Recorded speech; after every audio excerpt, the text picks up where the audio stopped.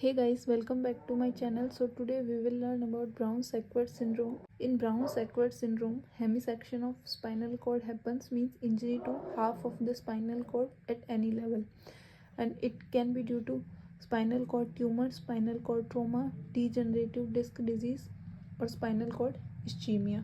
And because of that hemisection, ipsilateral loss of joint position and vibratory sense happens, and it is due to posterior column involvement. And on the contralateral, loss of pain and temperature happens, and it is due to spinothalamic tract involvement, and it is always 2 level below the hemisection because spinothalamic tract crosses in that way only. So we can see the above explanation here. Posterior column has already crossed above the spinal cord, so if injury to posterior column happens, loss will be always on ipsilateral, and anterior spinothalamic tract is crossing in the spinal cord only.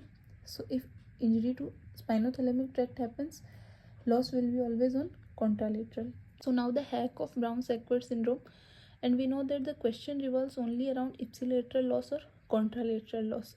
So if we remember contralateral loss, we can solve ipsilateral loss by ruling out method. So the brown men, typical Indian men, don't feel pain and temperature. Okay, if you ask them, are you feeling cold, they will say no. Are you feeling hot, they will say no. Are you feeling any pain, they will say no. So they always stay away from pain and temperature. Brown men, typical Indian men, always stay away from pain and temperature. So we will remember stay away as contralateral and pain and temperature as pain and temperature. Hey guys, तो अब बात करते हैं English वाले part की. तो ब्राउन-सेक्वर्ड syndrome. ब्राउन-सेक्वर्ड syndrome में क्या होता है, hemisection of spinal cord होता है, और ये हो सकता है किसी भी लेवल पे. और इसके कॉजेज़ क्या क्या हो सकते हैं, spinal cord tumour, spinal cord trauma, degenerative disc disease या फिर स्पाइनल कॉर्ड इस्चीमिया.